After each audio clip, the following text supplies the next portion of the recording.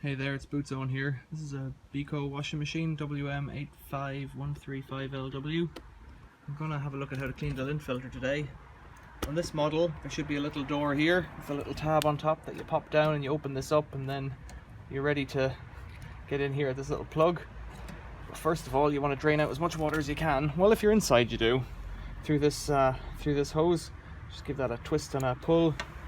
And water will come out there. Not much actually, which is a bit strange. It might be blocked.